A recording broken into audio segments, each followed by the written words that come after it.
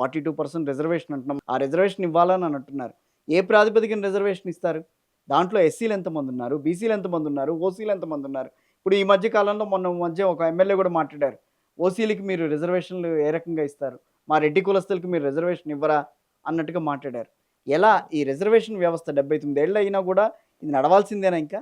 సరే, ఇప్పుడు నేనేం రాజ్యాంగ ఎక్స్‌పర్ట్ కాదు. కానీ ఉంది ఒక కదా! ఒక జర్నలిస్ట్‌గా ఆ! నా మనసులో ఉన్న బాధన ఇంకొకటి, నేను ఎవరికి వ్యతిరేకం కాదు, ఎవరికి అనుకూలం కాదు. రైట్. బలహీనులకి, పేదవాళ్ళకి, దిక్కులేనోళ్ళు, వాళ్ళు ఏ కులమైనా, ఏ మతమైనా, ఏ ప్రాంతమైనా, భారతదేశంలో పుట్టిన పౌరులందరికీ భారత రాజ్యాంగ ప్రవేశిక పీఠిక ఏమని చెప్తుందంటే, భారతదేశ ప్రజలమైన మాకు మేముగా సమర్పించుకుంటున్న ఈ భారత రాజ్యాంగం ప్రజలందరికీ సమాన అవకాశాలు కల్పిస్తూ, యెస్. స్వేచ్ఛ, స్వాతంత్రము, ఆత్మగౌరవంతో కూడిన బతుకునిస్తూ, రాజకీయంలో, విద్య, ఉపాధి, అన్ని రంగాలలో సమాన అవకాశాలు కల్పిస్తామని చెప్తుంది. అంటే రాజ్యాంగం ముందు అందరూ సమానులే, అందరికీ అన్ని అవకాశాలు దొరుకుతాయంటారు. కానీ మనకి కొన్ని వేల సంవత్సరాల నుంచి ఈ కుల వివక్ష, అంటరానితనం అనే ఒకటి ఉంది కాబట్టి సమానులలో అసమానత్వం ఉండొద్దు. ఇప్పుడు నాకు కాళ్ళు లేవండి, మీకు కాళ్ళు ఉన్నాయి, మన ఇద్దరి మధ్య రన్నింగ్ రేస్ పెట్టినప్పుడు ఒకటి అయితే ఈక్వల్ కాదు కదా. కాదు. కాళ్ళు లేని వాళ్ళకి ఏదో కాళ్ళన్నా కల్పించాలి, లేకపోతే వాళ్ళ పోటీ ఇద్దరు కాళ్ళు లేని వాళ్ళ మధ్య పెట్టాలి. మన ఇద్దరి మధ్య పోటీ సహజ న్యాయ సూత్రానికి విరుద్ధం కాబట్టి రిలాక్సేషన్ అనేది ఉండాలి, కొన్ని సడలింపులు ఉండాలి. కాబట్టి అప్పటి పెద్దలు, అప్పుడున్న వ్యవస్థ, 79 సంవత్సరాల క్రితం ఉన్న వ్యవస్థలో భాగంగా ఒక మానవతా దృక్పథంతో, సమాజం యొక్క ముందు చూపుతోటి, ప్రోగ్రెస్ తోటి ఒక 10 సంవత్సరాలు, 20 సంవత్సరాలు రిజర్వేషన్ పెడితే ఒక తరం, 2 తరాలు ముందుకు వస్తే అందరికీ ఈక్వల్ అవుతుందని పెట్టారు. అది ప్యూర్లీ హ్యుమానిటేరియన్ గ్రౌండ్స్ మీద, సమానత్వం అనే ప్రాతిపదిక మీద. 10 ఏళ్ళు పెట్టారా, 20 ఏళ్ళు పెట్టారా, 30 ఏళ్ళు పెట్టారా? అప్పుడు పెట్టింది 10 సంవత్సరాలు, మరి 20 సంవత్సరాలు అనుకోండి. పోనీ ఎందుకు కంటిన్యూ అవుతుంది మరి? మీరు అడిగిన ప్రశ్న కరెక్ట్. ఈ దేశాన్ని పాలించిన 60 సంవత్సరాలు పాలించిన కాంగ్రెస్ పార్టీ ఆ 10 సంవత్సరాలు, 20 సంవత్సరాలు అంబేద్కర్ రాసిన రాజ్యాంగంలో ఉన్న రిజర్వేషన్ ని మొత్తం భారతదేశంలో ఉన్న పేదవాళ్ళు, దళితులు, బలహీన వర్గాలని ఒక మిషన్ ప్రోగ్రామ్ మీద తీసుకొచ్చి వాళ్ళకి విద్య, నాణ్యమైన విద్య, నాణ్యమైన ఉపాధి, ఎటువంటి కుల వివక్ష లేకుండా తీసుకొచ్చి ఉంటే ఒక జనరేషన్ ముందుకు వస్తే, ఇప్పుడు మీరు ఐఏఎస్, నేను ఐపీఎస్ అయినాక నా కొడుకుకి రిజర్వేషన్ అవసరం లేదు కదా. ఇప్పుడు మీరు ఒక పేద కరెంటు లేని గుడిసెలో చదువుకొని కష్టపడి అయినరు, ఐఏఎస్ అయ్యారు, మీకు రిజర్వేషన్ వచ్చింది. మీ కొడుకు హైదరాబాద్ పబ్లిక్ స్కూల్లో చదువుకొని అమెరికాలో MIT యూనివర్సిటీ రిజర్వేషన్ అవసరం లేదు కదా. ఈ పార్టీలు ఏం చేసినాయంటే, కాంగ్రెస్ పార్టీ ఓటు బ్యాంకు రాజకీయాలుగా మార్చింది. ఒకవైపు ముస్లింలను ఇంపీచ్మెంట్ కింద తీసుకొచ్చింది. భారతదేశంలో ఎక్కడ మత ప్రాతిపదికన రిజర్వేషన్ లేవు కదా, లేవు. ముస్లింలని ఓటు బ్యాంకుగా మార్చుకుంటూ వాళ్ళని మేపుకుంటూ వచ్చింది. వాళ్ళ దానిలో కూడా పేదరికం ఉంటే వాళ్ళకి న్యాయం చేయాలి. ఒకవైపు మతం పేరు మీద మైనారిటీలు అంటే ఎవరు, తక్కువ ఉన్న వాళ్ళు, కానీ మైనారిటీలు అంటే కేవలం ముస్లింస్ అనే విధంగా వచ్చేటట్టు, వాళ్ళు ఒకప్పుడు మైనారిటీలు అయితే 20% దాటిపోయారు సార్. అవును. ఇలా ఎవరు మైనారిటీలు అంటే జైన్లు, పార్సీలు, లేకపోతే బాగా తక్కువ అల్పసంఖ్యాక వర్గాలు, ఆంగ్లో ఇండియన్లు, వాళ్ళకి ఇవ్వాల్సింది జనాభాలో 20 to 30% వచ్చేసి వాళ్ళని ఓటు బ్యాంక్గా మార్చుకుంది. దళితులు, బీసీలు, దళితులలో కొన్ని వర్గాలను సెలెక్ట్ చేసుకొని తమ ఓటు బ్యాంకు రాజకీయాల కోసం రిజర్వేషన్ల యొక్క స్ఫూర్తిని దెబ్బతీసి 79 సంవత్సరాల తర్వాత కూడా ఇంకా రిజర్వేషన్లు అడుక్కునే దగ్గరే ఉన్నాం మనం. 79 సంవత్సరాలు రిజర్వేషన్ ఇచ్చినాక ఇలా దళితులలో, బలహీన వర్గాలలో, గిరిజనులలో ఎందుకు ఇంకా ఇంత పేదరికం ఉంది? ఎందుకు ఇంకా 10th క్లాస్ చదవని దళితులు ఉన్నారు? ఎందుకు ఇంకా చిన్న చిన్న ఉద్యోగాలు, కనీసం రోజుకు 1000 రూపాయలు కూడా అంటే ఈ రిజర్వేషన్ల యొక్క స్ఫూర్తి ఏదైతే ఉందో, రాజ్యాంగ స్ఫూర్తి, దానిని అమలు చేయడంలో కేవలం ఇట్లా పేపర్ మీద ప్రకటించి నిజమైన నాణ్యమైన విద్య ఇలా ఎంతమందికి ఇచ్చింది 79 సంవత్సరాల్లో? ఇలా భారతదేశం మానవ వనరులు ఇన్ని ఉన్నాయి కదా, మనకన్నా చిన్న చిన్న దేశాలు వరల్డ్ వైడ్ ఎక్స్పర్ట్స్ ఎందుకు అవుతున్నాయి? ఎందుకు నేర్పలేదు? రైట్. ఇంత యూత్ ఫోర్స్ ఉన్న దేశము ఇలా ప్రపంచంలోనే అతిపెద్ద సమస్య నిరుద్యోగ సమస్య, అతిపెద్ద సమస్య పేదరిక సమస్య.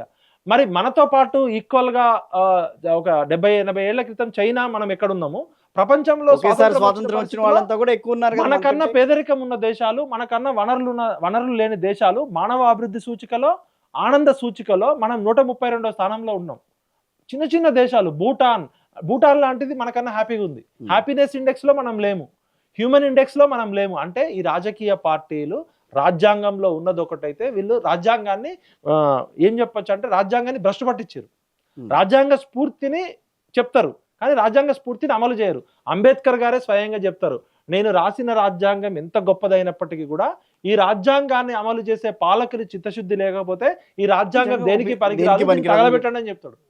అంటే ఆయనకు అప్పుడే అర్థమైంది రాజ్యాంగం గొప్పగా రాసి ఉండొచ్చు, కానీ రాజ్యాంగాన్ని అమలు చేసే పాలకులకు చిత్తశుద్ధి ఇంప్లిమెంటేషన్ అనేది కరెక్ట్ గా ఉండాలి కదా. ఇప్పుడు మీరు ఒక రాజ్యాంగం అనే బుక్ కొనుక్కొని రోజు తల కింద దిండు పెట్టుకొని చదివితే పాస్ గారు. రాజ్యాంగాన్ని చదవాలి, చదివి దానిలో ఉన్న స్పిరిట్ ని అమలు చేయాలి. కానీ ఇప్పటికీ రిజర్వేషన్లు వచ్చిన తర్వాత బీసీలు బీసీలుగానే ఉన్నారు, ఓసీలు ఓసీలుగానే ఉన్నారు, మిగతా వర్ణాలు కూడా అట్లాగే ఉన్నాయి. ఎందుకని వాళ్ళల్లో మార్పు రావట్లా? ఇంత మన రిజర్వేషన్లు ఇస్తున్నా కూడా. సార్ ఇప్పుడు నేను అకాడమిక్ గా చెప్తున్నా, నేను ఎస్సీలకు వ్యతిరేకం కాదు, ఎస్టీలకు వ్యతిరేకం కాదు, బీసీలకు వ్యతిరేకం కాదు, అగ్రవర్ణాలకు అనుకూలం కాదు, వ్యతిరేకం కాదు. ఒక మనిషిగా, ఒక జర్నలిస్ట్ గా, భారతీయ పౌరుడుగా నా ఫీలింగ్స్ మీతో షేర్ చేసుకుంటున్నా. చెప్పండి. మీరు ఓపెన్ డిబేట్ పెట్టండి ఈ అంశం మీద. క్లాసిఫికేషన్ ఆఫ్ వర్క్ ఇప్పుడు వేరే దేశాల్లో ప్రొఫెషన్ ఉంటది, డాక్టర్లు, లాయర్లు, టీచర్లు ఉంటారు. మన భారతదేశం మనుధర్మం అనొచ్చు, హిందుత్వం అనొచ్చు, లేకపోతే అప్పుడు వాళ్ళు మంచి ఉద్దేశంతో పెట్టిరో చెడు ఉద్దేశంతో పెట్టిరో, అప్పుడు క్లాసిఫికేషన్ వర్క్ చాతుర్వర్ణ వ్యవస్థలో మరి ఆయన చెప్పిండా నిజమా అని అంటే ఏం చెప్తారు, ఇక్కడ నుంచి బ్రాహ్మణుడు పుట్టిండు, ఇక్కడ నుంచి క్షత్రియుడు పుట్టిండు, భుజబలం ఉన్న వాళ్ళు, ఉదరం నుంచి వైశ్యులు పుట్టిర్రు, మిగతా వాళ్ళంతా శూద్రులు అనేది. అంటే 4 వర్ణాలు, బ్రాహ్మణ, వైశ్య, క్షత్రియ, శూద్ర వర్ణం. అప్పుడు 4 వర్ణాల్లో ఏ వర్ణం వాళ్ళు ఎవరు పనిచేయాలని చెప్పి మనుధర్మం అనేట ఆయన రాసిండు. అప్పటి ప్రకారము వాడు మూర్ఖుడా, దుర్మార్గుడా, మంచోడా పక్కకు పెడదాం.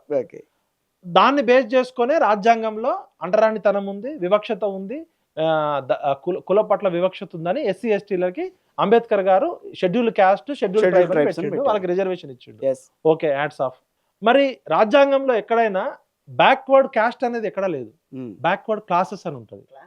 బ్యాక్వర్డ్ క్లాసెస్ లో ఏ కులాలైతే సామాజికంగా, రాజకీయంగా, విద్యా, వైద్యము, ఉపాధి పరంగా వెనుకబడతాయో వాళ్ళందరికీ సమాన అవకాశాలు కల్పించే విధంగా అక్కడ ఉన్న పరిస్థితులు బట్టి చేయొచ్చు. ఇప్పుడు మా కాపులు ఉన్నారు ఇక్కడ తెలంగాణలో, మేము బీసీడీ, మున్నూరు కాపు బీసీడీ, ఆంధ్రాకు పోతే ఓసీ. ఇప్పుడు అక్కడ రిజర్వేషన్ రాదు, మాకు రాదు. ఎందుకు ఇచ్చారు? ఇక్కడ కాపులు కొంతమంది వెనకబడి ఉన్నారు, సన్నకారు చిన్నకారు రైతులు ఎక్కువ ఉన్నారు, పెద్ద రైతులు తక్కువ ఉన్నారు, 2 ఎకరాలు 3 ఎకరాలు ఉన్నారని చెప్పి అప్పుడు శివశంకర్ గారు ఒక కమిటీషన్ వేసి ఇచ్చారు. అట్లనే అన్ని కులాల్లో ఒక దగ్గర, ఒక రాష్ట్రంలో ఒక కులం ఓసీలో ఉండొచ్చు, ఒక కులం బీసీలో ఉండొచ్చు, ఒక కులం ఎస్టీలో ఉండొచ్చు. అందుకనే ఈ బ్యాక్వర్డ్ క్లాసెస్ అనే దానికి రాజ్యాంగం కానీ సుప్రీంకోర్టులు కానీ ఏం చెప్తాయంటే, ఆయా రాష్ట్రాల్లో ఉన్న సామాజిక, రాజకీయ, ఆర్థిక, సాంస్కృతిక పరిస్థితులు బట్టి ఏ కులం అయితే రాజకీయంగా, ఆర్థికంగా, విద్యాపరంగా, ఉద్యాపరంగా వెనుకబడ్డదో ఎప్పటికప్పుడు మారుతున్న కాలం బట్టి ఆ వెనుకబడ్డ వర్గాలకి రిజర్వేషన్ ఇచ్చుకోవచ్చు అని చెప్పింది. ఈ స్పిరిట్ తీసుకుంటే ఈ కులం వారికి ఇవ్వచ్చు, ఈ కులం వారికి ఇవ్వకూడదు అని కూడా లేదు. ఒకవేళ నిజంగా బ్రాహ్మణులలోనే అందరు అడక తినేటోళ్ళు ఉంటే వాళ్ళకు కూడా ఇవ్వమని చెప్పింది. ఒక దగ్గర ఇంకో రాష్ట్రంలో రెడ్లు అడక తింటే వాళ్ళకు కూడా ఇవ్వమని చెప్పింది. సెంట్రల్ గవర్నమెంట్ మొత్తం ఇండియా మొత్తం ఒకటే పెట్టడానికి వీల్లేదు కాబట్టి ఆ రాష్ట్రాలకు అప్పచెప్పింది. ఎస్సీ ఎస్టీలకేమో రాజ్యాంగ మిగతా వాళ్ళకి ఇచ్చిండు. ఇప్పుడు ఇక్కడ academic discussion subject to correction. ఇప్పుడు రిజర్వేషన్లు అంటున్నాం. మా నాన్న మంగళ పని అయితే నాయి బ్రాహ్మణ పని చేస్తే నేను ఆ వృత్తిలో పుట్టినందుకు మా తాత ఆ పని చేసిండు, మా నాన్నగారు ఆ పని చేసిండు అనుకున్నాను. నేను చదువుకొని ఒక జర్నలిస్ట్ అయినా, నా వృత్తి మారింది, నా కొడుకు ఐఏఎస్ఓ లేకపోతే సాఫ్ట్వేర్ ఇంజనీర్ అవుతాడు. ఇవాళ కుల వృత్తులు 100కి 90% విధ్వంసమైనవి, మార్కెట్ ఎకానమీ లింక్ లేదు, కుల వృత్తులు చేయడానికి ఎవరు ఇష్టపడట్లేదు. ఎందుకంటే దానిలో గౌరవం లేదు, ఆదాయం లేదు. మార్కెట్ ఎకానమీతో మనకు గ్లోబలైజేషన్ వచ్చింది కాబట్టి మనం తట్టుకోలేకపోతున్నాం. నాయి బ్రాహ్మణ కమ్యూనిటీలోకి కమ్మోళ్ళు, రెడ్డోళ్ళు, బ్యూటీ పార్లర్ బిజినెస్ లోకి అందరూ ఉన్నారు. ఆదాయం దేనిలోకి వస్తే అందరు వచ్చారు. ఇవాళ ఈ కులం వీళ్ళే చేయాలి, ఈ వృత్తి వీళ్ళే చేయాలని ఎక్కడా లేదు. ఒక పౌరోహిత్యము, పూజ, సంస్కృతం దగ్గర కొంత దేవాలయాల్లో ఉంది. అది కూడా తిరుమల తిరుపతి దేవస్థానం దళితులకు కూడా ట్రైనింగ్ ఇచ్చింది. అంటే ఒక్క పూజారుల దగ్గర తప్ప మిగతా అన్ని దగ్గర కూడా మనం ఎవరైనా చేయొచ్చు. దళిత గోవిందం అని పెట్టుకుని అప్పుడు మొదట్లో చేశారు. వివక్ష ఉంది ఇప్పటికి సైకలాజికల్ గా. కానీ ప్రాక్టికల్ గా చూస్తే ఈ కులం వాడు ఈ పని చేయకూడదు, ఈ కులం వాడు డాక్టర్ కాకూడదు, ఈ కులం లేదు ఎక్కడ. అప్పుడు క్లాసిఫికేషన్ ఆఫ్ వర్క్ మనుధర్మం చేసిండు అనుకుందాం. రైట్. ఇప్పుడు 79 సంవత్సరాల తర్వాత నేను జర్నలిస్టు, నా కులం జర్నలిజం కులం, మీ కులం జర్నలిజం కులం అయితే అట్లనే డాక్టర్లు, లాయర్లు, ఇంజనీర్లు, ప్లంబర్లు అందరు ఉన్నారు కదా.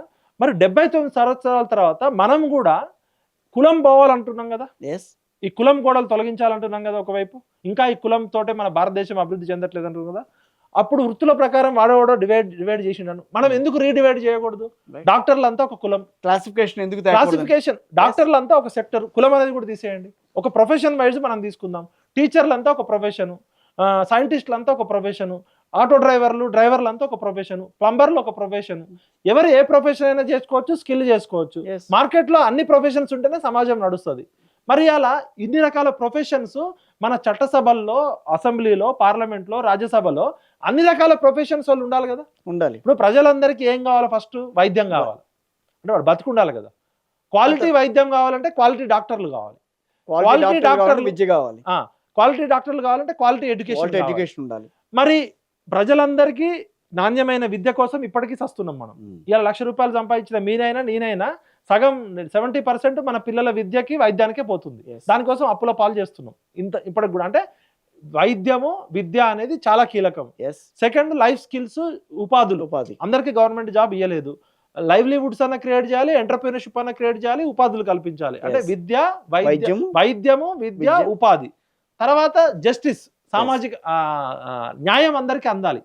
ఇప్పుడు నేను గంటకి ₹1,00,000 పెట్టే లాయర్ని మీరు పెట్టుకుంటే నా దగ్గర లాయర్ ఫీజు లేకపోతే నేను లాయర్ని పెట్టుకోలేను కదా. అందరికీ న్యాయం కూడా అందాలి ఉచితంగా. నాణ్యమైన వైద్యము, నాణ్యమైన విద్య, నాణ్యమైన ఉపాధి, అడక తినకుండా పనిచేసే చేతులకి పని కల్పించాలి. న్యాయం కోసం పోరాటేటోడికి ఉచితంగా న్యాయం అందించాలి. ఈ 4 అందిస్తే ప్రజలు ఎప్పటికీ దేన్ని అడగరు కదా. ఈ 4 అందించకుండా మనము, ఈ 4 ఎవరు అందించాలి? ప్రభుత్వాలు అందించాలంటే చట్టసభలో ఎవరు ఉండాలి? ప్రజాప్రతినిధులు ఉండాలి. వాళ్ళు సరిగ్గా దాన్ని ప్రజలందరికీ విద్య అందించాలంటే ఒక విద్యావేత్త, విద్యాశాఖ మంత్రి కావాలి కదా. ఈ 4 క్లాసిఫికేషన్స్ మనం ఏదైతే చేసాం దాని నుంచి ఒక నేను థియరీ చెప్పట్లే, ప్రాక్టికల్ గా చెప్తున్నా. మన్మోహన్ సింగ్ అనేట ఆయన ఆర్థికవేత్త, ఆయన వరల్డ్ బ్యాంక్ ప్రెసిడెంట్ ఉండి ప్రపంచంలోనే ఒక ఎకనామిస్ట్ ఉంటే పివి నరసింహారావు గారు పిలిచి మీరు ఆర్థిక శాఖ మంత్రిగా ఉండండి అని చెప్పి ఫస్ట్ సలహాదారుడు ఉన్నాడు. ఆ తర్వాత డైరెక్ట్ ఆయన రాజకీయాలతో సంబంధం లేదు. ఆర్థిక శాఖ మంత్రి చేయడం వల్ల ఆ రోజు భారతదేశం మొత్తం అప్పుల్లోకి వెళ్ళిపోయే పరిస్థితి ఉంటే ఒక ఆర్థికవేత్త ఆర్థిక శాఖ మంత్రికి ఉండడం వల్ల ఇలా గ్లోబలైజేషన్, లిబరలైజేషన్, ప్రైవేటైజేషన్ లో ఇలా మనం వాడుతున్న సెల్ ఫోన్లు కావచ్చు, ఈ టెక్నాలజీ కావచ్చు, అంతా కూడా ఒక ఆర్థికవేత్త ఆర్థిక శాఖ మంత్రికి ఉండడం వల్ల ఇవాళ ప్రపంచంలో సూపర్ పవర్ గా ఎదగడానికి మనం కూడా టాప్ 5 లోకి వచ్చినాం. ప్రతి రంగంలో ఆ రోజు రాజ్యాంగం రాసినప్పుడు అంబేద్కర్ గారు రాసిర్రు, అయిపోయింది. మనం ఎందుకు రీడిఫైన్ చేయొద్దు? అందరికీ అర్హత కావాలి. కార్ డ్రైవర్ కావాలంటే లైసెన్స్ ఉండాలి, కార్కి గేర్ ఉంటుంది, క్లచ్ ఉంటుంది, టైర్లు ఉంటాయి. కారు నడపడానికే కారు కరెక్ట్గా ఉండాలి, కారు డ్రైవర్ కరెక్ట్గా ఉండాలి, వాడు నైపుణ్యమై ఉండాలి. కారు డ్రైవర్ నడపడానికి ఇన్ని అర్హతలు ఉన్నప్పుడు ఒక ఆఫీసులో అటెండర్ పోస్ట్కి 10th క్లాసో ఇంటర్మీడియటో పెడుతున్నాం. గుమస్తా ఉద్యోగానికి కూడా ఇంత పోటీ పరీక్ష ఉంది, ఇంత అర్హత ఉంది, ప్రతిభ ఉంది, నైపుణ్యం ఉంది. ఓకే, ఏ పనికైనా. అంటే రాజకీయ నాయకుడు కావడానికి కూడా ఒక అర్హత కావాలా? మన ఇంట్లో టాయిలెట్లు క్లీన్ చేసేటోడికి కూడా అది కూడా ఒక ప్రొఫెషనలిజం. ఆయన కూడా ఏ కెమికల్ తెచ్చుకోవాలి, ఎట్లా కడగాలి, యాసిడ్ పోయాలా, యాసిడ్ పోస్తే బండలు పాడైతాయా, ఏ కెమికల్ పోయాలి, అది కూడా వృత్తి. అది అందరికన్నా గౌరవించే వృత్తి, అది డిగ్నిటీ ఆఫ్ లేబర్. ఆ పని మనం చేయం కానీ తక్కువ అట్లాంటి వాళ్ళకి కూడా నైపుణ్యం ఉండాలి. అక్కడ ఎవడు పడితే వాడు టాయిలెట్లు కడగలేదు. దానికి నైపుణ్యం ఉండాలి, ఎక్స్పర్టైజ్ ఉండాలి, అనుభవం ఉండాలి. అది ఒక స్కిల్లే కదా. అక్కడ కూడా మనం నైపుణ్యము, అర్హత చూసినప్పుడు ఏ పనికిరాని బేకారుగాడైనా దేశాన్ని నడపచ్చు, రాష్ట్రాన్ని నడపచ్చా? అంటే ఏ అర్హత లేనోడు కారు నడపడానికి డ్రైవర్కి డ్రైవింగ్ లైసెన్స్ ఉండాలి, డ్రైవింగ్ ఎక్స్పర్ట్ అయి ఉండాలి, వాడు తాగి ఉండకూడదు, సోయిలో ఉండాలి, మానసిక ఎటువంటి దేనిలో పనికిరాని బేకారు నా కొడుకులంతా మంత్రులు, ముఖ్యమంత్రులు, ఎమ్మెల్యేలు, ఎంపీలు, ప్రధానమంత్రులు కావచ్చా? ఎక్కడ రాజ్యం ఇది? ఎక్కడికి పోతున్నాం మనం ఇంకా 79 సంవత్సరాల తర్వాత? అంటే మనం మార్చుకోవద్దా? అంబేద్కర్ గారు రాసిర్రు, గొప్పదే రాజ్యాంగం, కరెక్టే. అప్పుడున్న విలువలు కానీ నాకు ఇక్కడ ఒక అనుమానం వస్తుంది. ఈ క్లాసిఫికేషన్ ఆఫ్ వర్క్స్ కింద వచ్చినప్పుడు మళ్ళీ దాంట్లో కూడా మాకు రిజర్వేషన్ లేదు, నేనేం అంత సంపాదించట్లేదు అని చెప్పి, నా సంపాదన చాలా తక్కువ అని చెప్పి మళ్ళీ దాంట్లో కూడా రిజర్వేషన్ కావాలని అడిగితే, బెంచ్ కారులో వస్తూ గంజి తాగేటోడు రిజర్వేషన్ అడుక్కుంటావరా నువ్వు? నీకు 4 కార్లు బెంచ్ కార్లు ఉంటాయి, నీకు 4 భవంతులు ఇక్కడ ఉంటాయి, అమెరికాలో ఇల్లు ఉంటాయి, నీ కొడుకు ఏమో అమెరికాలో చదువుతాడు, నీ ఇంకొక కొడుకు పార్లమెంట్లో ఉంటాడు, నీ తాత మినిస్టర్ అవుతాడు, మళ్ళీ నువ్వు బెంచ్ కారులో తిరుగుతూ గంజి అడుక్కునేటోడుతోట నీ పోటీ? నువ్వు మనిషివే కదా, సిగ్గుండాలి కదా నీకు. అది అంటే నీ ఆస్తులేమో 1000 కోట్లు ఉంటాయి, మళ్ళీ అడుక్కునే దగ్గర నీకెందుకు రిజర్వేషన్? పాపం బొచ్చ కూడా లేనోడు బిచ్చగాడు వస్తున్నాడు కదా, వాడు ఏ కులమోడైనా ఉండొచ్చు, ఏ మతమోడైనా ఉండొచ్చు, ఎవడు కడుపు కొడుతున్నారు నేను? మా నాన్నగారు ఒక దళితుడు, ఒక బీసీ అనుకో, మా నాన్నగారు పాపం కష్టపడి గుడిసెల్లో లేకపోతే కూలి పని చేసుకోనో ఒక ఎమ్మెల్యేనో ఒక ఎంపీ అయ్యిండు. అదృష్టవశాత్తు ఆయన సంపాదించుకున్నాడు 100 కోట్లు 1000 కోట్లు సంపాదించుకున్నాక మళ్ళీ నేను రిజర్వేషన్ అనుభవించి నా అన్నయ్య రిజర్వేషన్ అనుభవించి నేను ఎమ్మెల్యే అయితే నా అన్నయ్య మినిస్టర్ అవుతాడు, మళ్ళీ నా కొడుకు నా మనవడు కూడా అదే రిజర్వేషన్ అనుభవిస్తారు. మళ్ళీ ఒకవైపు ఏమో ఇండస్ట్రియలిస్టులు, ఒకవైపు దేశంలోనే రిచెస్ట్ పీపుల్, మళ్ళా అడుక్కునే బుచ్చగాళ్ళు. ఆత్మగౌరవం ఉండదా మీకు? వెన్నెముక ఉండదా? మరి మనం దళితులము, మనం బీసీలము, మనం పేదోళ్ళము, ఇంకో పేదోడు గురించి ఎప్పుడు ఆలోచిస్తాం? రైట్. నేను ఒక మున్నూరు కాపు రిజర్వేషన్ అనుభవిస్తున్నా, నా కొడుకు ఐఏఎస్ అయినాక వదిలేసేయాలి కదా. నాకు పేదరికం ఉంటే పేదరికం, మరి ఇంకో పేద మున్నూరు కాపుడికి ఎప్పుడు ఇస్తా నేను అవకాశము? ఇంకో పేద దళితుడికి ఎప్పుడు ఇస్తా? ఒక ఇళ్లలో నలుగురు ఐఏఎస్ ఉంటారు, మళ్ళీ రిజర్వేషన్ కావాలంటారు. ఒక్కొక్క ఇళ్లలో 4 ఎంపీలు, 4 మినిస్టర్లు, 4 ఉంటారు, అన్ని మాకే కావాలా? మేమే బొర్ర పెంచాలి, మేమే పిర్ర పెంచాలి, ఇంకెవరు తినద్దు. మేమే రోజు పంచపక్ష ప్రాణాలు తినాలా, మేమే బిర్యానీ తినాలా, ఇంకెవరిని రానియద్దు. ఎవరిని తొక్కుతున్నా నేను? ఇంకో పేద దళితుడిని తొక్కుతున్నా కదా. అంటే ఆ సోయి ఉండదా? ఎప్పుడు వస్తుంది? జెన్జీ ఉద్యమం ఇట్లాంటి వాళ్ళ మీద జరగాలి. ఇది బలహీనుడి వైపు నిలబడాలి. రాజ్యాంగం రాసింది బలిసినోడు కోసం కాదు. వాడు ఏ కులమైనా ఏ మతమైనా, బలిసినోడు బలవడానికి కాదు రాజ్యాంగం. అందుకనే కదా బీసీలుగా వాళ్ళు ఒక సంఘంగా ఏర్పడి కృష్ణయ్య గారు లాంటి వాళ్ళంతా తీసుకొచ్చి మేము బీసీలకి వెన్నెముకగా నిలుస్తామని చెప్పి ఆయన, ఇటు పక్కన మందకృష్ణ మాదిగలందరికీ కూడా నేను సపోర్ట్గా నిలుస్తానని చెప్పి ఇన్నాళ్ళుగా వాళ్ళు చేసుకుంటూ వస్తున్నారు. ఏం సాధించలేకపోయారు కదా వాళ్ళు. నేను అనేది సార్, ఎస్సీలలో ఎస్టీలలో పేదరికం ఉంది, కులము, అంటరానితనం, వివక్ష ఉంది, రియాలిటీని ముట్టుకోవాలి. కానీ ఆ ఎస్సీల పేరు చెప్పి ఎవడు దొబ్బి తింటున్నాడు? పేద ఎస్సీల పరిస్థితి ఏంది? పేద బీసీల పరిస్థితి ఏంది? పేద ఎస్టీల పరిస్థితి ఏంది? కొన్ని కుటుంబాలు బాగుపడితే మొత్తం ఎస్సీలు ఎస్టీలు బాగుపడినట్ట? ఎక్కడో చోట మనం ఆలోచించుకోవాలి కదా. నేనేమంటున్నా, సింపుల్ సార్, ఇప్పుడు రిప్రజెంటేషన్ అనేది ఉండాలి. ప్రజాస్వామ్య దేశం, ప్రజల చేత ప్రజల కొరకు ప్రజలే పరిపాలించాలి ప్రజాస్వామ్య దేశం. ప్రజాస్వామ్యం అంటే గణతంత్రం, గణము అంటే సమూహం. ఈ దేశంలో 150 కోట్ల 143 కోట్ల లేటెస్ట్ తీసుకుంటే, ఆ 150 కోట్ల జనాభాలో అన్ని కులాలు, అన్ని మతాలు, అన్ని ప్రాంతాల వాళ్ళకి ప్రాతినిధ్యం ఉండాలి. అంటే అందరి ప్రతినిధులు అక్కడ ఉండాలి. అవును. ఇవాళ ఉదాహరణకి అంబేద్కర్ గారి దయ వల్ల, అంబేద్కర్ గారి ముందు చూపు వల్ల, పోరాటాల వల్ల ఎస్సీ ఎస్టీలకి చట్టసభల్లో రిప్రజెంటేషన్ వచ్చింది. యాడ్స్ ఆఫ్ ఉండాల్సిందే. అగ్రవర్ణాల్లో భూస్వాములు ఉన్నారు, పెత్తందారులు ఉన్నారు. పాతకాలంలో ఉన్న జాగీర్దారులు, జమీందారులు, దేశ్ముఖులు, దేశపాండులే భూస్వాములు, ఆసాములు పోయి అదే ఇప్పుడు వచ్చిన కొత్త రెడ్డి దొరలు, వెలమ దొరలు, కమ్మ దొరలు ఉన్నారు. అప్పట్లో బ్రాహ్మణ దొరలు ఉండేటోళ్ళు. బ్రాహ్మణులు రాను స్వాతంత్రం వచ్చినప్పుడు బ్రాహ్మణులు కర్ణాలు ఉండేవాళ్ళు. మొత్తం ఈ తెలంగాణలో 183 మందో 175 మందో బ్రాహ్మణులు ఎమ్మెల్యేలు అయ్యారు. ఇది 52 నుంచి తీసుకుంటే.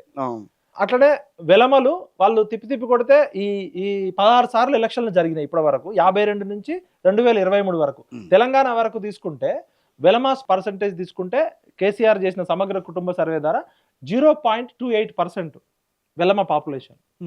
నేను చెప్పేది కాదు ఇది. చిరంజీవులు గారు, ఐఏఎస్ చిరంజీవులు గారు, ఆయన సమగ్ర కుటుంబ సర్వే డేటా తీసి చెప్పిండు. వెలమ రెడ్డిలు 4.06% ఉన్నారని చెప్పిండు. 4.06% ఉన్న రెడ్లు ఎంతమంది ఎమ్మెల్యేలు అయ్యారు? 0.28% ఉన్న వెలమలు ఎంతమంది అయ్యారు? బ్రాహ్మణులు ఎంతమంది అయ్యారు? వైశ్యాస్ ఎంతమంది అయ్యారు? మిగతా అగ్రకులాలు ఎంతమంది అందిస్తే వీళ్ళు మొత్తం ఈ 16 ఎలక్షన్లలో వాళ్ళు కావాల్సింది 130 లోపు. ఏది అగ్రవర్ణాలు. కానీ వాళ్ళు అయిన ఎమ్మెల్యేల సంఖ్య మీరు ఊహించగలరా? చెప్పండి, ఎంత గెస్ చేయండి. ప్రజాప్రాతినిధ్య చట్టం ప్రకారం వాళ్ళు 130 లోపు కావాలి. ఎంత అయి ఉండొచ్చు గెస్ చేయండి? 500 దాకా. 950 దగ్గర. అంటే 800 మంది అదనంగా అయ్యారు అంతే. అంటే అప్పుడు భూస్వాములు, ఆసాములు, జాగీర్దారులు, జమీందారులే. మనకు ప్రజాస్వామ్యం వచ్చింది కానీ మళ్ళీ వీళ్ళే కదా, ఈ పెత్తందారులే మళ్ళీ ఎమ్మెల్యేలు, ఎంపీలు అయ్యారు. భూములు వాళ్ళే అయింది. అయితే దీనిలో బ్రాహ్మణుల సంఖ్య దారుణంగా తగ్గుకుంటూ వచ్చింది, వైశ్య సంఖ్య తగ్గుకుంటూ వచ్చింది.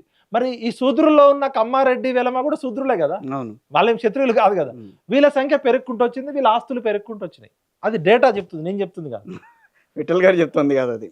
చిరంజీవులు గారు బేస్ ఏంటంటే కేసీఆర్ గారు చేసిన సమగ్ర కుటుంబ సర్వే, ఇప్పుడు వచ్చిన డేటా. రైట్. మరి ఓకే, అగ్రవర్ణాల పరిస్థితి అట్లుంది. వాళ్ళు చదువుకున్నారు, వాళ్ళకి భూములు ఉన్నాయి, ధనం ఉంది, కర్ర నోడిదే బర్రే, నోరు నోడిదే రాజ్యం అనుకుందాం. ఎస్సీ ఎస్టీలకి దామాషా ప్రకారం వాళ్ళకి రావాల్సిన మాట వాళ్ళు వస్తుంది. ఎస్సీల జనాభా ఇప్పుడు 18% ఉంటే 17% రిజర్వేషన్ వస్తుంది. ఎస్టీలు 10% ఉంటే 10% వస్తుంది. 10-17 పోతే 27. ఇప్పుడు బీసీలలో యావరేజ్ గా తీసుకుంటే 60%. ఒక రాష్ట్రంలో 60, ఒక రాష్ట్రంలో 50 తీసుకుంటే యావరేజ్ గా 50 to 60%. మన రాష్ట్రంలో మొన్న రేవంత్ రెడ్డి గారు చేసిన డేటా ప్రకారం 56.62 ఆర్ 56.68 68%. 56.57%. మరి 57% జనాభాకి మనం చూస్తే 42% ఆఫ్ రిజర్వేషన్. కాదు ఇక్కడ మీరు చెప్పేది ఏంటంటే ఈ 16 ఎలక్షన్లలో 1952 నుంచి ఇప్పటి వరకు తెలంగాణ వరకు సపరేట్ వీళ్ళ ప్రాతినిధ్యం గురించి వీళ్ళకి 60% రావాల్సింది 5% కూడా రాలా. ఇంకొకటి ఇప్పుడు కామారెడ్డి డిక్లరేషన్ దగ్గరకు వద్దాం. 42% purely reservation. Subject academic discussion కోసమే, ఎవరిని కించపరచడానికి కాదు, ఎవరిని అవమానపరచడానికి కాదు. ప్రాక్టికల్ గా ఎవరో ఒకళ్ళు నిజాన్ని చెప్పాల్సిందే, కుండ బద్దలు కొట్టాల్సిందే. ఇప్పుడు నిజం మాట్లాడకపోతే ఇంకెంతకాలం ఈ ముసుగులో హిపోక్రసీ ఎందుకు మనకి? ఒకవైపు ఏమో 60% జనాభా ఉన్నారు భారతదేశంలో. 150 కోట్ల మందిలో సగం జనాభా బీసీలు అంటే 75 కోట్లు. ఈ 75 కోట్ల జనాభా లెక్కలు ఎక్కడ లేవు. 75 కోట్ల జనాభా లెక్క కేంద్ర ప్రభుత్వం దగ్గర లేదు. సగభాగమైన మహిళలకు హక్కులు ఉండవు. ప్రపంచంలో అతిపెద్ద ప్రజాస్వామ్య దేశము, అతిపెద్ద లిఖిత రాజ్యాంగ దేశము, రేపు సూపర్ పవర్ కావాలని ఊవిల్లుతున్న దేశం. టాప్ 5 కంట్రీస్ లో ఇవాళ ఎకానమీ మన ప్రధానమంత్రి గారు చెప్తారు. నాగరిక దేశంలో నీ దేశంలో ఉన్న సగభాగ జనాభా లెక్కలు లేవు నీ దగ్గర, సగభాగమైన మహిళలకు హక్కులు లేవంటే ఇది ఏం దేశం అని అవుతారు బయట? ఇది ఎట్లా నాగరిక సమాజం అవుతుంది? ప్రజల చేత ప్రజల కొరకు ప్రజలే పరిపాలించిన ప్రజాస్వామ్య దేశంలో సగభాగమైన బీసీల లెక్కలు లేవని కేంద్ర ప్రభుత్వానికి సిగ్గు లేకుండా చెప్తుంది. ఇవాళ అడవిలో ఉన్న జిట్రేగి చెట్ల లెక్క ఉంటుంది, టేకు చెట్ల లెక్క ఉంటుంది. అడవిలో ఒక కుందేలు ఎన్ని పిల్లలు పెడుతుంది ఎక్స్పాన్షన్ రేషియోలో, ఆ జింకలు ఎన్ని పెడతాయి, పులులు ఎన్ని, తెల్ల పులులు ఎన్ని, చిరుత పులులు ఎన్ని, లెక్కలు ఉంటాయి. బాంబేలో ధారావి అనే ఒక మురికివాడ ఉంది కదా, అక్కడ అంటు రోగాలు వస్తున్నాయి, ప్లేగు వ్యాధి, కలరా వ్యాధి, ఇట్లాంటి వ్యాధులు వస్తున్నాయి అని వాళ్ళు రీసెర్చ్ చేస్తే పందికొక్కులు ఎక్కువ ఉన్నాయి, ఎలుకలు ఎక్కువ ఉన్నాయి, వీటి వల్ల రోగాలు ఎక్కువ వస్తున్నాయి అని చెప్పి ఒక రీసెర్చ్ చేసి ఒక పందికొక్కు ఒక సంవత్సరంలో ఎన్ని పిల్లలు పెడుతుంది, ఆ ఎక్స్పాన్షన్ రేషియో ఎంత అని చెప్పి ఎంత మందు చల్లాలి ధారావిలో. ప్రపంచంలో అతిపెద్ద మురికివాడ కదా, ఈ పందికొక్కులను ఎట్లా నిర్మూలించాలి, ఎంత మందు చల్లాలనేది ఒక లెక్క కట్టి పందికొక్కుల లెక్క కూడా తీసిర్రు యావరేజ్ గా. అక్కడ వాటిని నియంత్రించి రోగాలు ఆపాలి. కానీ బీసీలను మాత్రం లెక్క కట్టలేకపోయారు. అంటే సుప్రీంకోర్టుకి ఏమని చెప్తారంటే, ఇది గతంలో ఉన్న కాంగ్రెస్ పార్టీ 5,000 కోట్లు ఖర్చు పెట్టి సర్వే చేసింది. సర్వే చేసి ఆ రిపోర్ట్ బయట పెట్టదు చిదంబరం గారు, ఎన్జిఓలతో చేపించిండు. కోర్టుకి ఎవరన్నా మాకు రిజర్వేషన్లు పెంచండి అని ఇప్పుడు తెలంగాణ లాగా ఎవరన్నా పోతే సుప్రీంకోర్టు ఏమంటది, డేటా ఏది అంటది. ఈ దేశంలో ఏంటంటే కేంద్ర ప్రభుత్వానికి మాత్రమే చట్టం ఉంది. ఏది? నేషనల్ శాంపిల్ సర్వే ఆర్గనైజేషన్ అని NSSO అని ఒక డిపార్ట్మెంట్ ఉంది. సెన్సస్ డిపార్ట్మెంట్ మాత్రమే కులగణన గాని జనాభా గణన గాని ఎటువంటి అఫీషియల్ డేటా చేయడానికి పార్లమెంట్ ద్వారా కేంద్ర ప్రభుత్వం మాత్రమే అధికారం ఉంది. ఏ రాష్ట్ర ప్రభుత్వం చేసినా ఆ డేటాకి వ్యాలిడిటీ లేదు.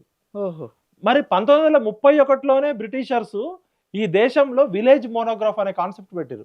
విలేజ్ మోనోగ్రాఫ్ అంటే భారతదేశం ఆర్థిక వ్యవస్థ, గ్రామీణ ఆర్థిక వ్యవస్థ, ఒక గ్రామం యొక్క డేటా పూర్తిగా ఉంటే ఆ గ్రామం యొక్క అవసరాలు, ఆ గ్రామం యొక్క అభివృద్ధి చెప్పాలని చెప్పి మహలోబినస్ అని ఒక స్టాటిస్టిక్స్ ప్రొఫెసర్ 1931లో ఆయన స్టాటిస్టిక్స్ ప్రొఫెసర్ శాంపుల్ స్టడీ చేసినప్పుడు మన నల్గొండ జిల్లా తాళసింగారం అనే గ్రామంలో ఆ ఊర్లో ఎన్ని తాటి చెట్లు ఉన్నాయి, ఎన్ని బర్రెలు ఉన్నాయి, ఎన్ని కోళ్ళు ఉన్నాయి, ఎన్ని కుక్కలు ఉన్నాయి, 5 సంవత్సరాల్లో వీటి గ్రోత్ ఎట్లుంటది, ఎంతమంది ఎస్సీలు ఉన్నారు, ఎంతమంది ఎస్టీలు ఉన్నారు, ఎంతమంది బీసీలు ఉన్నారు, ఎంతమంది వికలాంగులు ఉన్నారు, ఎంతమంది కళ్ళు లేని వాళ్ళు ఉన్నారు, ఎంతమంది విధవరాండ్రు ఉన్నారు, ఎంతమంది అని మొత్తం విలేజ్ మోనోగ్రాఫ్ అనే కాన్సెప్ట్ చేసిండు.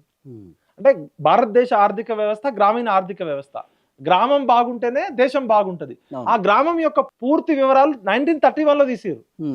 అంటే గ్రామ స్వరాజ్యం కదా గాంధీ గారు కలలు కన్నది. గ్రామం బాగుంటే ఎక్కడైనా.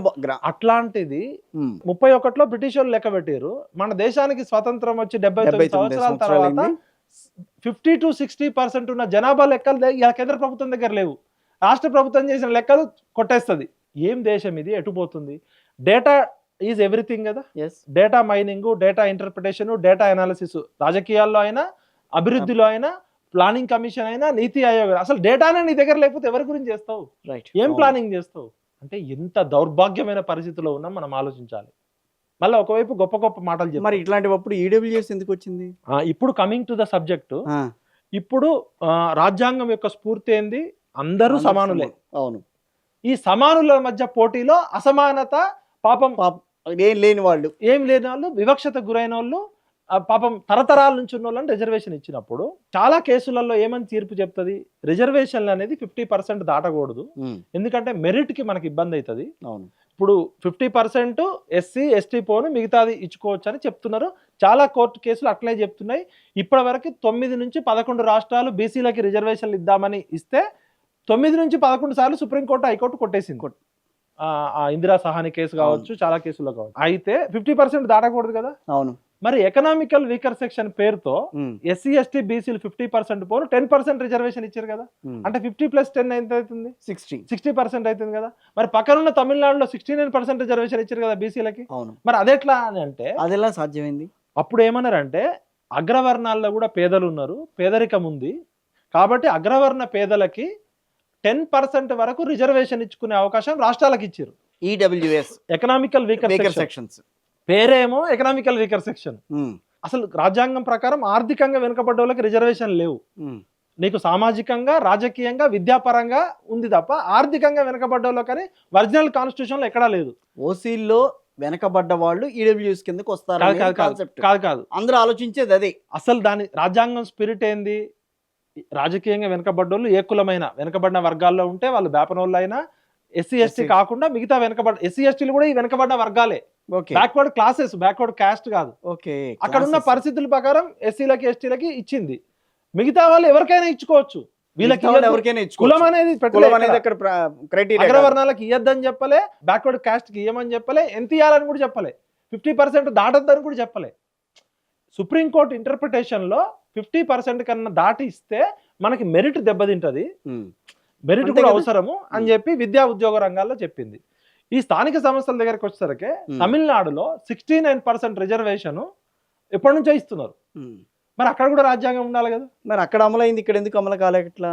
అక్కడ తమిళనాడు గవర్నమెంట్ తమిళనాడులో ఉన్న ప్రత్యేక పరిస్థితుల్ని స్టడీ చేసి ఒక డెడికేటెడ్ కమిషన్ వేసి సైంటిఫిక్ ఎంపెరికల్ డేటా సుప్రీంకోర్టు ముందు పెట్టి మా రాష్ట్రంలో మెజారిటీ ప్రజలు బీసీలు వెనకబడి ఉన్నారు, రాజకీయంగా వెనకబడి ఉన్నారు, విద్యారకంగా వెనకబడి ఉన్నారు కాబట్టి వీళ్ళకి న్యాయం చేయడం కోసం రాజ్యాంగ స్ఫూర్తి కోసం 9వ షెడ్యూల్లో పెట్టాలని చెప్పి ఆమె పార్లమెంట్లో జయలలిత గారు బ్రాహ్మణు, పివి నరసింహరావు గారు బ్రాహ్మణు, అక్కడ ఏ బీసీ నాయకుడు లేడు. జయలలిత గారు పోయి 4 రోజులు ఢిల్లీలో కూర్చొని మా తమిళనాడు రాష్ట్రంలో మెజారిటీ ప్రజలకు న్యాయం చేయడం కోసం ఇది రాజ్యాంగంలోని 9వ షెడ్యూల్లో పెట్టాలని చెప్పి రాజ్యాంగ సవరణ చేసి 2/3 మెజార్టీతో ఒప్పించి రాజ్యాంగ సవరణ 9వ షెడ్యూల్ కింద పెట్టుకున్నారు. దీంట్లో కూడా తెలంగాణలో కూడా 42% రిజర్వేషన్ ఇస్తామని చెప్పినప్పుడు, మేము కూడా 60% రిజర్వేషన్కి 56% రిజర్వేషన్ ఇస్తామని చెప్పినప్పుడు కులగణన సర్వే చేసింది కదా. మరి ఆ ప్రాతిపదికన కాంగ్రెస్ పార్టీ గవర్నమెంట్, రేవంత్ రెడ్డి గారు వీళ్ళంతా వెళ్ళి అక్కడికి వెళ్ళి ధర్నా చేశారు, అవన్నీ చేశారు కదా. మరి ఇక్కడ ఎందుకు రాలా? అక్కడ ఎట్లా రాగలిగింది? కరెక్ట్ క్వశ్చన్ అడిగారు మీరు. చిత్తశుద్ధి లేని శివపూజ అంటారు కదా.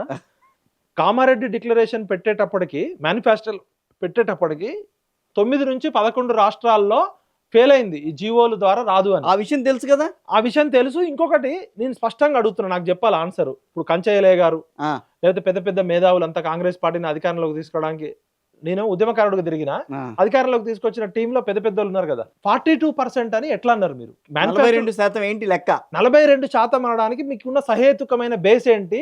41 అని ఎందుకు అనలే, 43 అని ఎందుకు అనలే, 45 ఎందుకు అనలే, 50 ఎందుకు అనలే, 39 అని ఎందుకు అనలే, 42 అని ఎందుకు అన్నారు? ఇప్పుడు ఓకే 42 అన్నారు వాళ్ళు. శ్రీధర్ బాబు గారు ఆన్సర్ చెప్పాలి, మేనిఫెస్టో కమిటీ చైర్మన్ ఆయన. ఏ ప్రాతిపదికన చెప్పాలి కదా. ఓకే 42% అన్నారు, యాడ్స్ ఆఫ్. అంతకుముందు 27 వస్తుంది, మాకు 42 డబల్ వస్తుంది అనుకుందాం. రాహుల్ గాంధీ గారు ఏమంటారు? మొత్తం ఎక్స్రే తీస్తున్నాం మేము, తెలంగాణ మోడల్ అనేది దేశానికే రోల్ మోడల్, మొత్తం ఎక్స్రే తీస్తున్నాం అని చెప్పి తెలంగాణ మొత్తాన్ని 100 కోట్లు ఖర్చు పెట్టి ఎక్స్రే తీస్తారు. ఎక్స్రే తీసినాక రిపోర్ట్ ఏది? లేదు. రిపోర్ట్ లో లేదు మేము 42% అనుకున్నాము, బీసీలు తక్కువ ఉన్నారు, 41.5 ఉన్నారు, లేదు బీసీలు 56% ఉన్నారు అని చెప్పిర్రా?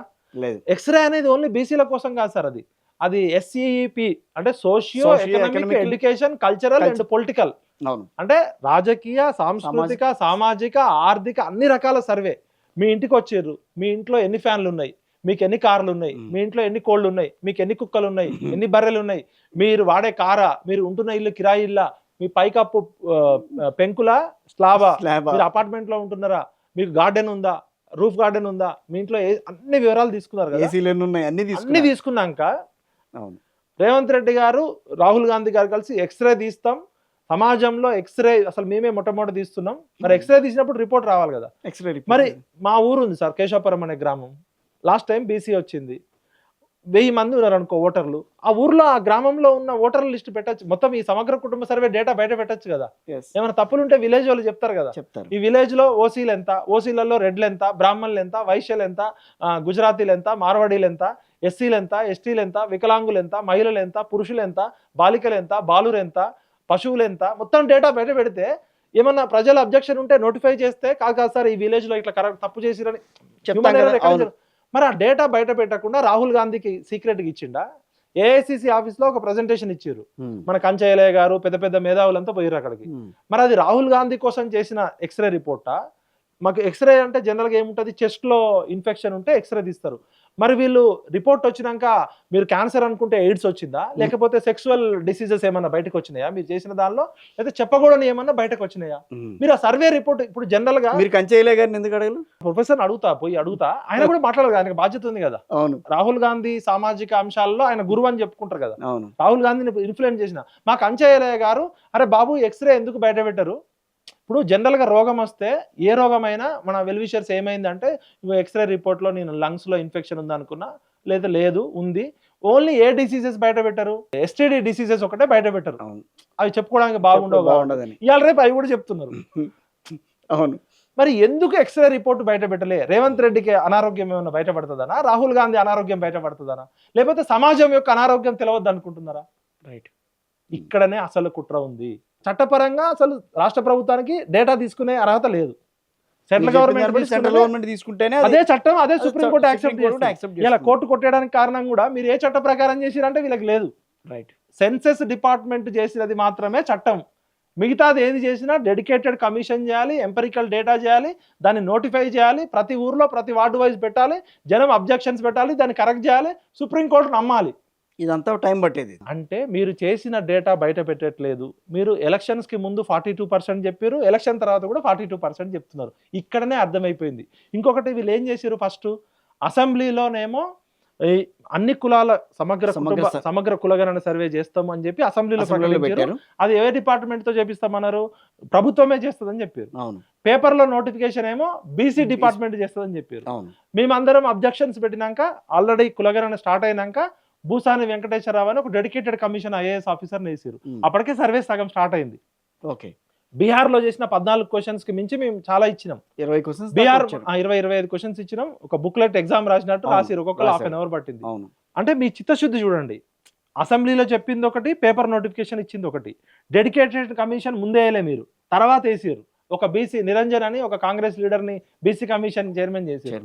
అసలు బీసీ ఇది బీసీల డేటా కాదు కదా, అన్ని కులాలకు సంబంధించిన డేటా. మరి రాష్ట్రంలో కాదు సార్, ఈ రాష్ట్రంలో రెడ్లలో ఎన్ని కులాలు ఉన్నాయి, ఎంతమంది మోటార్ రెడ్లు ఉన్నారు, ఎంతమంది రెడ్లలో పేదరికం ఉన్నారు, ఎంతమంది రెడ్లలో వాచ్మెన్లు ఉన్నారు, రెడ్లందరూ కోటీశ్వర్లు అయితే కాదు కదా. కాదు, రెడ్లలో కూడా మోటాటి రెడ్లని 4-5 వర్గాలు ఉన్నాయి కదా. అందుకనే పాపం మొన్న ఆయన అడిగాడు, రెడ్ల డేటా కూడా బయట పెట్టాలి కదా. బ్రాహ్మణులంతా ఇవాళ కోటీశ్వర్లు కాదు కదా. బ్రాహ్మణులలో చిక్కడపల్లి పోతే చాలా మంది పాపం పూజ దొరకక అడ్డ మీద కూలీలాగా ఉంటారు బ్రాహ్మణులు కూడా. వైశ్యాస్ అందరూ ఈ మార్వాడీలు వచ్చినాక చాలా మంది ఆత్మహత్యలు చేసుకుంటున్నారు. మరి ఎస్సీలలో ఎంతమంది కోటీశ్వరులు ఉన్నారు, ఎంతమంది అడక తింటున్నారో తెలవాలి కదా. ఎస్సీలలో ఎంతమంది పేదరికం ఉందో తెలవాలి కదా. మరి బీసీలలో ఇవాళ 136 కులాలు ఉంటే కేవలం కులాలు దీంట్లో బీసీలో ఉన్నారని. ఇప్పుడు ఒకప్పుడు ఉమ్మడి ఆంధ్రప్రదేశ్ లో 136 కులాలు సార్, తర్వాత 119. ఈ 119 కులాలలో 42% రిజర్వేషన్ అనేది కేవలం మీ మునురు కాపులం బాగానే రాజకీయాల్లో రిప్రజెంటేషన్ ఉన్నాం. రెడ్ల తర్వాత మా యాదవులు, గౌడ్లు, ముదిరాజులు ఈ 5 కులాలే ఉంటే కాదు, మిగతా వాళ్ళు కమ్మరి, కుమ్మరి, మోస్ట్ బ్యాక్వర్డ్ క్లాసెస్ ఉన్నాయి. కమ్మరి, కుమ్మరి, చాకలి, మంగలి, నాయి, బ్రాహ్మణులు, వృత్తి కులాలు ఉన్నాయి. ఎక్స్ట్రీమ్ బ్యాక్వర్డ్ క్లాసెస్ ఉన్నాయి. ఈ రెండు కాకుండా ఇంకా చాలా విచిత్రమైన విషయం ఏంటంటే సంచార జాతులు, అర్ధ సంచార జాతులు, విముక్త జాతులు అని ఉన్నాయి. మీరు ఎప్పుడైనా విన్నారా ఈ పేరు? వీటిలలో బుడబుక్కలోళ్ళు, పాపం గంగిరెద్దులోళ్ళు, పిచ్చకుంట్లోళ్ళు, దొమ్మరోళ్ళు, పటంవారు, ఇట్లా చెప్పుకుంటా పోతే అసలు ఆ కులాల పేర్లే కొన్ని బూతుల్లాగా తయారు చేశారు. కనీసం ఆ బూతుగా ఇప్పుడు ఎవరికైనా ప్రతి రాజకీయ నాయకుడు పిచ్చకుంట్లా అని మాట్లాడతాడు, ఆ కులం పేరు మార్చాలి కదా. దొమ్మరోడని మాట్లాడతారు. ఈవెన్ ఎస్సీలు కూడా గంగిరెద్దులను అవమానిస్తారు, ఈవెన్ బీసీలు కూడా ఎస్సీలను అవమానిస్తారు. ఆ కులం పేర్లన్నా మార్చాలి కదా, కనీసం వాళ్ళకు గౌరవం కలిగించాలి కదా. ఇప్పుడు 119 కులాలు ఉన్నాయి మొత్తం. 119 కులాలలో కేవలం 5-6 కులాలు మాత్రమే వార్డు మెంబర్లు, సర్పంచులు, ఎంపీటీసీలు, జడ్పీటీసీలు అయ్యారు, విద్యలో ఉద్యోగంలో ఉన్నారు. దాదాపు 90 కులాలు అసలు వార్డు మెంబర్ కూడా కాలేదు సార్. మరి వాళ్ళ గురించి ఎవరెందుకు మాట్లాడరు? అంటే వాళ్ళకి అక్కర్లే. మొత్తం ఈ 42% మనం దొబ్బిదిన. విద్యా వైద్యం కూడా, ఓకే, విద్యా ఉద్యోగాల్లో కూడా అది ఎవరు మాట్లాడట్లే. మొత్తం రాజకీయ పార్టీలన్నీ స్థానిక సంస్థల గురించి తిరుగుతున్నాయి. మరి అందరు శ్రీ వైష్ణవులు అయితే రొయ్యల ముళ్ళు ఎటుపోయింది? ఇవాళ కాంగ్రెస్ పార్టీ సపోర్ట్ చేస్తామంటది, బీజేపీ సపోర్ట్ చేస్తామంటది, టిఆర్ఎస్ సపోర్ట్ చేస్తామంటారు, సిపిఐ సపోర్ట్, సిపిఎం సపోర్ట్. అందరూ బ్రాహ్మణులే, అందరూ శాకాహారులే. చేపల ముల్లెట్టు. ప్రపంచంలోనే మొన్న జరిగిన బంద్ విచిత్రమైన బంద్. ఇప్పుడు అత్తారింటికి దారేది సినిమాలో పవన్ కళ్యాణ్ క్లైమాక్స్ లో ఒక డైలాగ్ కొడతాడు, మీకు గుర్తుంటది. అత్త నదియా తోటి, నేను చీకట్లో యుద్ధం చేస్తున్నట్టుంది, శత్రువు ఎవడో నాకు తెలియదు, తెలియని శత్రువుతో యుద్ధం చేస్తున్న అత్త అంటాడు.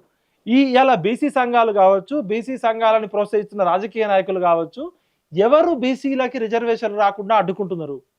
కాంగ్రెస్ పార్టీయా, బీజేపీ పార్టీయా, టీఆర్ఎస్ పార్టీయా, లేకపోతే సుప్రీంకోర్టా, లేకపోతే హైకోర్టు జడ్జా? ఎవరో చెప్పాలి కదా. శత్రువు లేకుండా యుద్ధం ఉండదు కదా. మా వాళ్ళంతా యుద్ధం చేసిర్రు, మరి యుద్ధం ఎవరి మీద చేసిర్రు, ఎవరి కోసం చేసిర్రు? మీరు మాట్లాడటం మంచిది కాదు సార్. బీసీయా, ఎస్సీయా, ఎస్టీ పక్కకు పెట్టండి, యథార్థవాది, లోక విరోధి. నన్ను ఇప్పటికిప్పుడు చంపి ముక్కలు కోసినా కూడా నేను నిజమే మాట్లాడతా. నాకు భయం లేదు, రేపు బతుకుతాననే ఆశ కూడా లేదు. నిజం చెప్పి ఇప్పుడే చచ్చిపోమంటే ఇప్పుడే చచ్చిపోతాను. ఇంకెంతకాలం ప్రజల్ని మోసం చేసుకుంటున్నాం కదా మనం. మనని మనం మోసం చేసుకుంటూ ప్రజల్ని మోసం చేస్తూ ఆహా ఓహో అని చప్పట్లు కొడుతున్నాం. ఈ బీసీ సంఘాల నాయకుల్లో 60 సంవత్సరాల నుంచి వాళ్ళే ఉంటారు. బీసీ సంఘాలకి, బీసీలకి శత్రువులు ఓసీలు అగ్రవర్ణాలు కాదు. ఈ బీసీ రాజకీయ పార్టీలో ఉన్న బీసీలు చెంచాలు. కాంశీరామ్ గారు అంటారు, ఈ చెంచాగాలతో యుద్ధం, శత్రువుతో యుద్ధం చేస్తా నేను, అగ్రవర్ణాలతో ఎంత పెద్ద యుద్ధమైనా చేస్తా, కానీ నా జాతిలో నా వర్గాల్లో ఉన్న చెంచాగాలతోటే పెద్ద ప్రమాదం అని ఒక పుస్తకమే రాసిండు ఆయన, చెంచాగాళ్ళని. వీళ్ళు కొంతమంది రాజకీయ నాయకులు బీసీ పార్టీలలో, ఈ రాజకీయ పార్టీలో ఉన్న బీసీ నాయకులు ఎట్లాంటి వాళ్ళు అంటే వాళ్ళు చేతులతో పనిచేయరు, చెంచాలు తెడ్డులతో పనిచేస్తారు. అందుకని చెంచాగాళ్ళు అంటారు వీళ్ళని. కాంశీరామ్ బుక్ రాసిండు, మీరు చదవండి ఒకసారి. అంబేద్కర్ గారు ఏం చెప్తారంటే, ఏ జాతికైతే ఆత్మగౌరవం ఉండదో, ఏ జాతి అయితే అడక తినడానికి అలవాటు పడుతుందో, అడక తినేటోళ్ళకి, ఆత్మగౌరవం లేని వాళ్ళకి ఎప్పటికీ రాజ్యాధికారం రాదు. ఈ చెంచాగాలతోటే డేంజర్ అంటాడు. అంటే స్వపక్షంలో ఉన్న శత్రువులతోటి, ఇంటి దొంగలతోటే డేంజర్ అని చెప్తాడు. ఇలా అన్ని రాజకీయ పార్టీల్లో బీసీ నాయకులు, ఎమ్మెల్యేలు, ఎంపీలు, మినిస్టర్లు అయ్యారు కదా. కాంగ్రెస్ పార్టీలో ఎస్సీ సెల్ ఉంది, ఎస్టీ సెల్ ఉంది, బీసీ సెల్ ఉంది, ఎంబీసీ సెల్ ఉంది, బీజేపీ పార్టీలో మోర్చాలు ఉన్నాయి. ఈ 90% 80% ఉన్న ప్రజలను సెల్లుల్లో వేసి ఎందుకు బంధించారు అంటే, సెల్లుల్లో వేసి బంధించడానికి వీళ్ళేమన్నా జూ పార్క్ లో, సర్కస్ లో ఉన్న జంతువులా? ఇస్కో అనగానే ఉస్కో అనడం, ఉస్కో అనగానే డిస్కో అనడానికి. అంటే వీళ్ళు ఎలక్షన్లప్పుడు అవసరమైనప్పుడు ఆ సెల్లుల్లో తాళం తీస్తే వచ్చి జేజేలు కొట్టి భజన చేసి ఓట్లు వేసి వెళ్ళిపోతారా? అసలు మీకే ఆత్మగౌరవం లేదు కదా. ఇలా సెల్లుల్లో ఎవరిని వేయాలి? మైనారిటీ వర్గాలు, క్రిస్టియన్లో తక్కువ సంఖ్యలో ఉన్న, లేకపోతే వెలమలో, రెడ్లో తక్కువ సంఖ్యలో ఉన్న వాళ్ళకి వాళ్ళకి ప్రత్యేక సెల్లు పెట్టి వాళ్ళ సంక్షేమం కోసం చూడాలి. మెజారిటీ 90% ఉన్న ప్రజల్ని సెల్లులు వేసి బంధించిన ఈ అగ్రవర్ణ పార్టీలలో ఉన్న రాజకీయ నాయకులు, బీసీ రాజకీయ నాయకులు, మీరే బిచ్చల దేవుళ్ళు కదా. మీరు బయటకు వచ్చి బాహుబలులని బిల్లు పెట్టిస్తారు. అసలు మీకెక్కడది ఆత్మగౌరవము? మీరే అగ్రవర్ణ పార్టీల మోచేతి నీళ్లు దాగి బతికేటోళ్ళు, మీకెక్కడిది ఆత్మగౌరవము? మీరు మా ఆత్మగౌరవం గురించి ఎట్లా పోరాడతారు? మా ఆత్మగౌరవానికి ప్రతీక ఎవరు? ఒక కాంశీరాము, ఒక అంబేద్కరు, ఒక పూలే, ఒక పెరియారు, ఎవరైతే త్యాగం చేసి శత్రువుని ఎదిరించి ప్రాణాలు కోల్పోయిన వాళ్ళు. కాంశీరామ్ గారు ఒక మాట చెప్తారు, మనం ఎవరినైతే వ్యతిరేకంగా చెప్తున్నామో అగ్రవర్ణాలని చెప్పి, వాళ్ళు ఇచ్చే పైసలు తీసుకోవద్దు. మన శత్రువు దగ్గర పైసలు తీసుకుంటే వాళ్ళు సలహా ఇస్తారు, ఫస్ట్ సూచన చేస్తారు, తర్వాత పెత్తనం చేస్తారు, తర్వాత నిన్ను కథం చేస్తారు. వంట గినక ఎట్లయితే ఫస్ట్ ఆ గుడారంలో తలకాయ పెట్టి, తర్వాత మోపురం పెట్టి, తర్వాత పెట్టి మొత్తం గుడారాన్ని కథం చేస్తారు. ఆత్మగౌరవ పోరాటం చేసే ఎవరు కూడా మీ యొక్క శత్రువు దగ్గర ఎటువంటి తీసుకోకూడదు అని చెప్పి ఆయన ఏం చెప్తారంటే, ఆ రోజుల్లో 40-50 ఏళ్ల క్రితం ఉత్తరప్రదేశ్లో మీరు సైకిల్ మీద రండి, రూపాయి ఇవ్వండి అని చెప్పి బ్యామ్సెఫ్ నిర్మించిండు. అందుకనే అట్లా ఉత్తరప్రదేశ్ లాంటి అక్కడ అంత అగ్రవర్ణ కోటను కూడా బద్దలు కొట్టగలిగిండు సిద్ధాంతంతో. మరి ఈ బీసీ సంఘాల నాయకులు చాలా మంది, కొంతమంది మంచోళ్ళు ఉంటే పక్కకు వీళ్ళు ఏం చేస్తారు, అన్న రేపు ఈ ప్రోగ్రామ్ చేస్తున్నా, ప్రోగ్రామ్ కూడా వాడే ఇవ్వాలి. వీడు ఎవడైతే తిడతాడో వీడు అడుక్కునే బొచ్చ కూడా ఆ రెడ్డోళ్ళు, ఆ వెలమోళ్ళు, ఆ కమ్మోళ్ళు, ఆ అగ్రవర్ణాలు ఇవ్వాలి. శత్రువు ఆ బొచ్చను, అడుక్కునే బొచ్చని పంపిస్తాడు వీడికి, ఇలా బిచ్చం అడుక్కోవాలి. అడుక్కుంటే మళ్ళా ప్రోగ్రామ్ అయిపోతుంది. ప్రోగ్రామ్ అయిపోగానే ప్యాకేజ్, ఆ ప్రోగ్రామ్కి భోజనాలు కూడా మళ్ళీ వాళ్ళే పెట్టాలి. ఎక్కడిది ఆత్మగౌరవము? ఎంత ఆత్మవంచన కాకపోతే. 60 సంవత్సరాలు మా కృష్ణని మెచ్చుకోవాలి. ఎందుకంటే ఆయన పాపం తన జీవితంలో కొన్ని లక్షల మంది పిల్లల కోసం స్కాలర్షిప్ల కోసం చదివించిండు. చాలా హాస్టల్ భారతదేశంలోనే ఎక్కువ మంది పిల్లలు 64 లక్షల మందిని చదివిపించిందని చెప్పుకుంటారు. దానికి ఆయనకు ఏదో అవార్డు ఇవ్వాలి. కానీ అన్న అడుక్కుంటే వచ్చేది రాజ్యాధికారం కాదన్న, అడుక్కుంటే వచ్చేది ఆత్మగౌరవం కాదన్న. నువ్వు పాపం జీవితాంతం కష్టపడ్డావు, హ్యాట్స్ ఆఫ్. మరి మందకృష్ణ మాదిగ గారు ఏ పార్టీలో జాయిన్ కాలే కదా. మందకృష్ణ మాదిగ గారు 30 ఏళ్ల పాటు ఒక పేద దళిత కుటుంబంలో పుట్టి అన్ని పార్టీలతో ఇబ్బందులు పడి ఎన్ని రకాల అవమానాలు ఎదుర్కొన్నా తన గమ్యాన్ని చేరాడిందా లేదా? ఇలా భారతదేశం మొత్తం ఆయన్ని పద్మశ్రీతో సత్కరించిందా లేదా? మరి బీసీ నాయకులు మీరు టీడీపీ పార్టీలో ఉంటారు, కాంగ్రెస్ లో ఉంటారు, బీజేపీలో ఉంటారు, వైఎస్ఆర్సీపీలో ఉంటారు, అన్ని పార్టీల దగ్గరికి పోయినాక మీకేం ఆత్మగౌరవం ఉంటుంది? మీరు ఏం మాట్లాడతారు శత్రువుతోటి? ఇప్పుడు మా లక్ష్మణ్ గారు ఉన్నారు, బీజేపీ లక్ష్మణ్ గారు, ఆయన బీసీ అనే కదా 4 పోస్టులు ఇచ్చింది. ఆయన OBC Morcha all India president. భారతదేశం మొత్తంలోనే పార్లమెంట్ పార్టీ బోర్డు భారతదేశం మొత్తంలో బీజేపీలో 8 మంది టాప్ లీడర్లు ఉంటే ఆయన రాజ్యసభ సభ్యుడు. ప్లస్ మోడీ గారు చెవులో మాట్లాడగలడు, మోడీ గారు బెడ్రూమ్ లో ఉన్న పోయి మాట్లాడేంత ఉన్నాడు. ఎట్లా వచ్చింది ఆయనకి? బీసీ అనే కదా. ఇవాళ మా బండి సంజయ్ గారు బీసీ అనే కదా. ఇవాళ 8 సీట్లు బీజేపీని గెలిపించినాం కదా, 8 సీట్లు కాంగ్రెస్ ని గెలిపించినాం కదా.